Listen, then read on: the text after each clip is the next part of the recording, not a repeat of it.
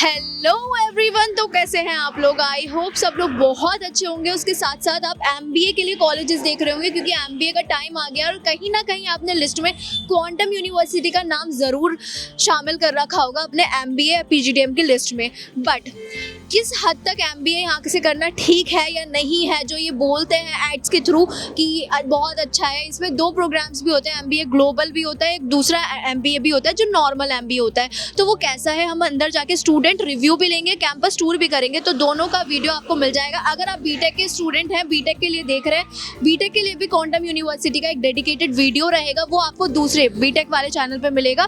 तो आज के लिए मैं कैंपस टूर करने वाली हूँ। सारे क्वेश्चंस जो आपको एक एमबीए स्टूडेंट को होते हैं जब वो एडमिशन ले रहे होते हैं, उससे रिलेटेड सारे क्वेश्चंस मैंने लिख रखे हैं, वो एक एक क्वेश्चन पूछने वाली हूँ। अगर उसके बाद कोई डाउट बच रहा होगा तो मैं हूँ, मुझसे डायरेक्टली पूछ सकते हो। मैं आती जाती रहती हूँ, यहाँ पर मेरे कुछ नोन में स्टूडेंट्स हैं, डायरेक्ट आपको कॉन्टैक्ट करा दूंगी। तो चलिए अंदर चलते हैं और कैंपस टूर लेते हैं। और यहाँ पे हम छुपके से एंट्री लेंगे, बताएंगे नहीं तो कैमरामैन कैमरा बंद कर दो, वरना पता चल जाएगा लोगों को। तो गाइस फाइनली मैं क्वांटम के अंदर एंट्री ले ली हूँ। मैंने छुपके से एंट्री लिए, बताया नहीं है।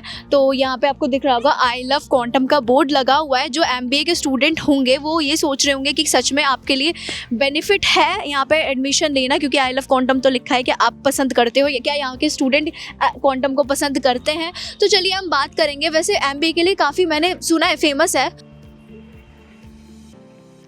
तो यहाँ से एंट्री मिलती है। यहाँ से ये बेसिकली बीटेक डिपार्टमेंट है और एमबीए डिपार्टमेंट इसका पीछे है। तो हम एंट्री यहाँ से लेंगे और यहाँ से जो आपको स्टूडेंट्स निकलते हुए दिख रहे हैं, उन सबके एग्जाम्स चल रहे हैं, तो उनसे भी हम रिव्यू लेंगे।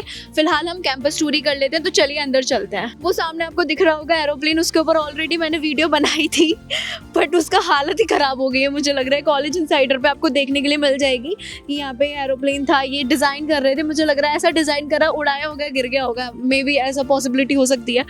तो पता नहीं क्या हो गया इसके साथ, पूछेंगे बच्चों से ये भी।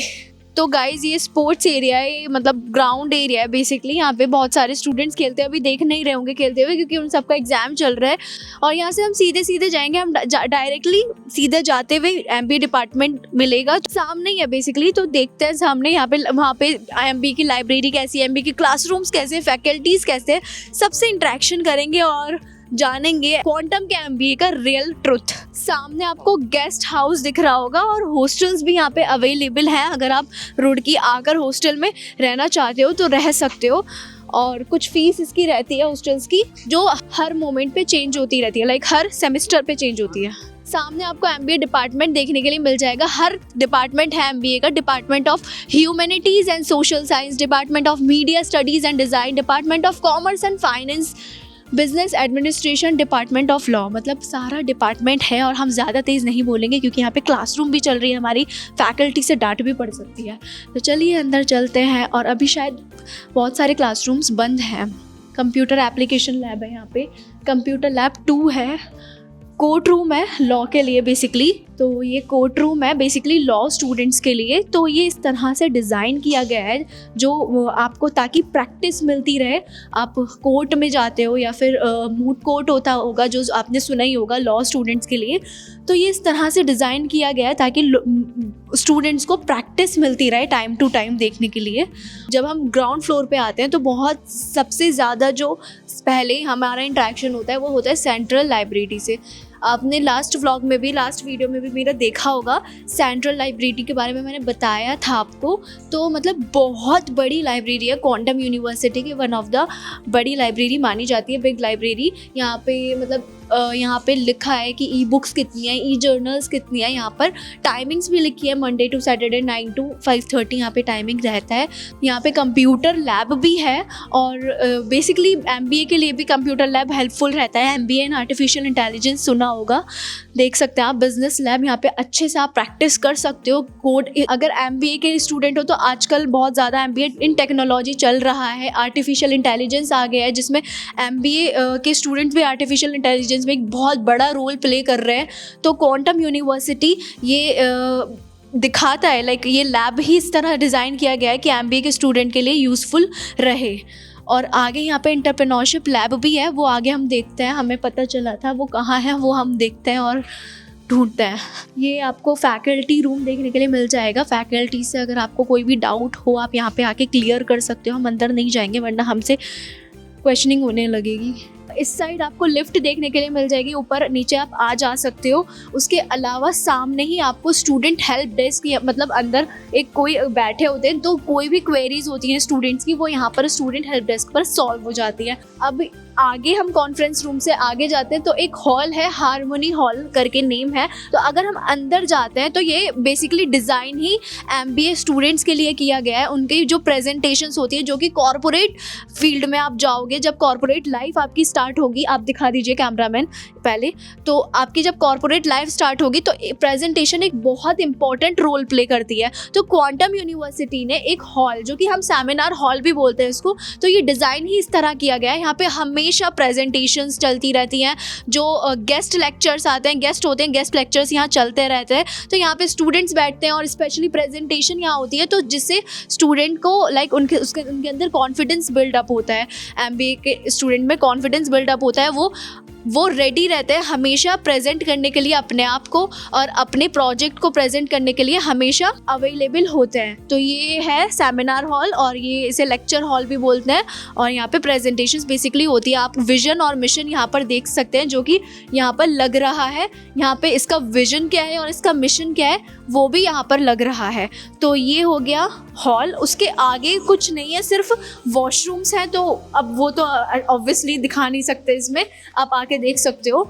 अब हम चलते हैं ऊपर। तो गाइस हम आ गए हैं सेकंड फ्लोर पे, और मैं लिफ्ट से आई हूँ क्योंकि मेरा पैर दर्द कर रहा था। और जब हम आए तो हमने फर्स्ट फ्लोर पे आपको देखने के लिए मिलेगा faculty room, moot court, library, और मैनेजमेंट के लिए जो क्लासेस चलती है वो सब देखने के लिए मिलेगा। तो सबसे पहले यहाँ पे आता है फैकल्टी रूम। अगेन यहाँ पे फैकल्टीज़ ही बैठती हैं। बेसिकली ग्राउंड फ्लोर से लेके ऊपर जो थर्ड फोर्थ फ्लोर तक, फिफ्थ फ्लोर तक, ये एरिया सिर्फ फैकल्टीज़ के लिए डेडिकेटेड है, फैकल्टी रूम ही है। फिर यहाँ पर आता है मूड कोर्ट।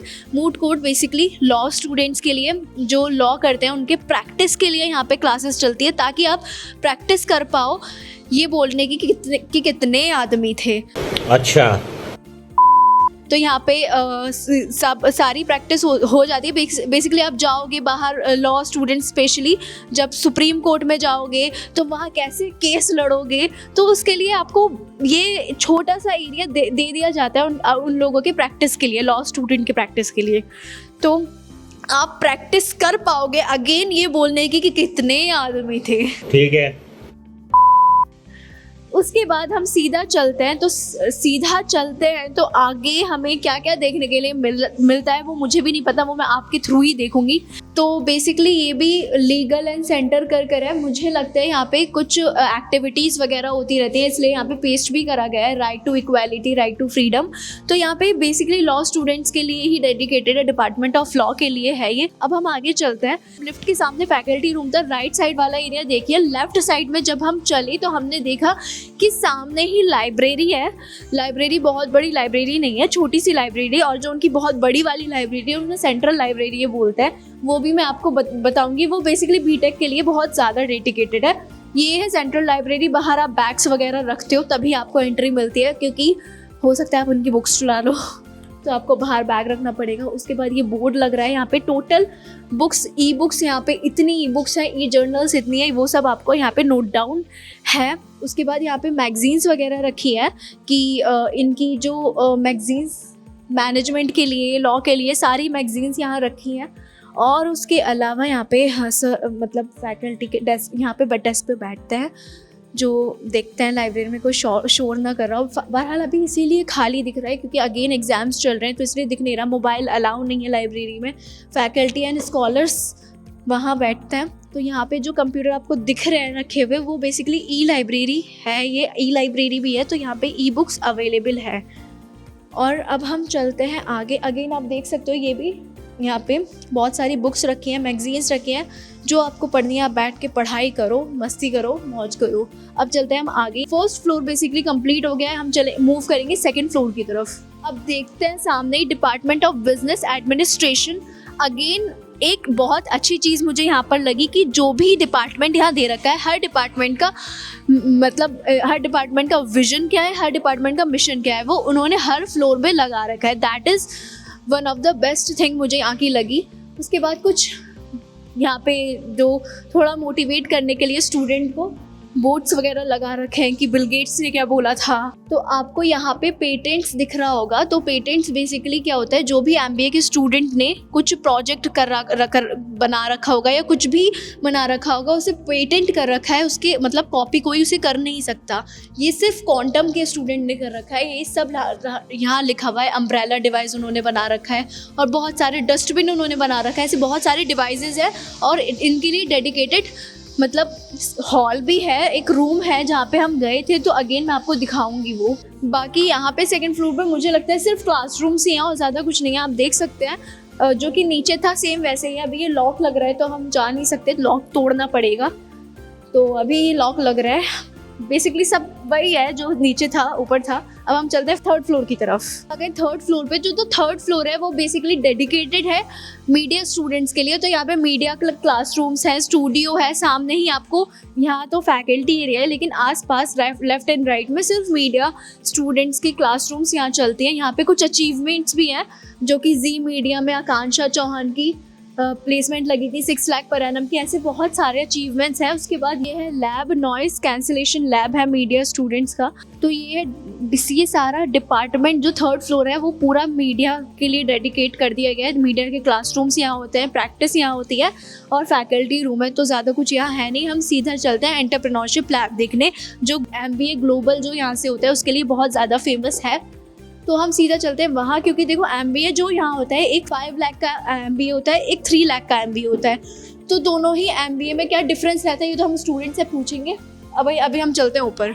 सो गाइज, हम बकवास इग्नोर करते हुए लोगों की हम चलते हैं आगे। 5th फ्लोर पे जो सबसे ज़्यादा इम्पॉर्टेंट मैं बार बार बोलती रहती हूँ, जेनेसिस। तो फाइनली मैं आ गई हूँ जेनेसिस क्लब बोल सकते हैं हम इसको, जेनेसिस सेल बेसिकली बोलते हैं। तो यहाँ पर क्या होता है, यहाँ पर एक्चुअली में ये होता है कि जो स्टूडेंट्स जॉब्स नहीं करना चाहते हैं, जिनको इंटरेस्ट होता है स्टार्टअप में, एंटरप्रेन्योरशिप में, तो वो सब यहाँ का एक पार्ट रहते हैं। अगर आप क्वांटम यूनिवर्सिटी में आ रहे हो और एक एंटरप्रेन्योरशिप में जाना चाहते हो, स्टार्टअप स्टार्ट करना चाहते हो, तो आपको जेनेसिस सेल से गुजरना होगा। यहाँ पे जो होता है मतलब जो यहाँ के मेंटोर्स होते हैं वो आपको बहुत ज़्यादा सपोर्ट करते हैं। जेनेसिस क्लब में अगर आप होते हो तो आपके स्टार्टअप को लेकर बस क्या होता है, आपको सिर्फ आप अपनी स्ट्रैटेजी बतानी होती है, स्टार्टअप के लिए प्लान बताना होता है, अपना आइडिया पिच करना होता है, वो सब हेल्प करते रहते हैं आपको। इवन आपको जो फंडिंग होगी कहीं ना कहीं वो कॉलेज वाले प्रोवाइड करते हैं, फंडिंग भी। तो ये सब रहता है। कुछ कंपनीज भी हैं यहाँ पर जो विजिट करी हैं और जिनसे टाइप्स भी है जो फंडिंग देती हैं। तो यहाँ पे उनका मतलब बोर्ड पेस्ट लग रहा है, हेड स्टार्ट और शारदा लॉन्च्ड, स्टार्टअप उत्तराखंड। तो ये कुछ कंपनीज हैं जो इस क्लब को, इस सेल को, जेनेसिस सेल को फंडिंग करती हैं। उसके अलावा यहाँ पे ये है एक जनरल एरिया जहाँ पे बच्चे बैठकर अपना वर्क करते हैं, बेसिकली वही वाले बच्चे जिनका आइडिया होता है। उसके अलावा ये कुछ सेगमेंट्स दे रखे हैं यहाँ पर, अगर आप देखेंगे तो ये जो एरिया है ये हर मतलब कॉलेज वाले हर उस स्टूडेंट को देते हैं एरिया जो कि जिनका आइडिया होता है स्टार्टअप का। तो ये जो सेगमेंट्स है हर स्टूडेंट्स को मिलता है जिनका स्टार्टअप का आइडिया होता है। तो मेरा भी स्टार्टअप है कॉलेज इनसाइडर का, सब्सक्राइब कर देना, और MBA इनसाइडर भी जिस पर वीडियो डल रही है। तो ये देखो यहाँ पे मीटिंग्स चलती हैं। दूसरा वाला सेगमेंट भी सेम ऐसा ही है, यहाँ से आप निकल सकते हो या फिर मैं इधर से आ जाती हूँ।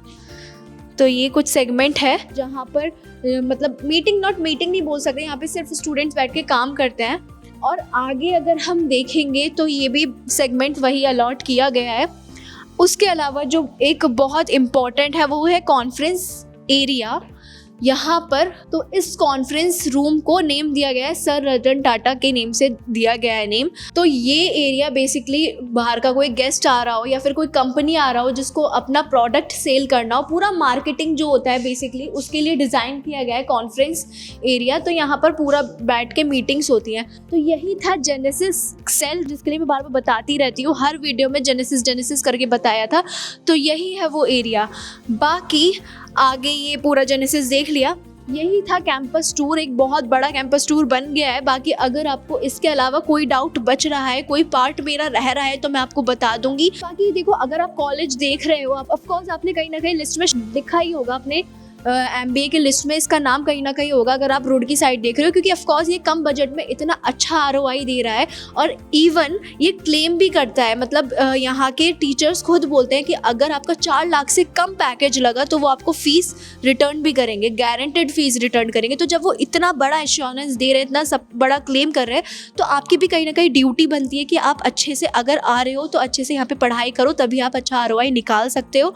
और ऑफ कोर्स आप आ रहे हो तो अप्लाई कर रहे होगे, अप्लाई करते टाइम अगर आपको कोई भी डाउट आ रहा है क्वेश्चन से रिलेटेड, इंटरव्यू अगर आप PI राउंड का क्लियर करते हो तो ये गारंटी देते हैं, ये मैं भूल गई थी, अगर आप इनका PI राउंड क्लियर करते हो तो ये गारंटी देते हैं कि आपको रिटन एश्योरेंस देते हैं कि आपका 4 लाख से कम पैकेज नहीं लगेगा। बाकी कोई भी प्रॉब्लम आ रही है मुझसे पूछ सकते हो। हम मिलते हैं नेक्स्ट वीडियो में। बाय।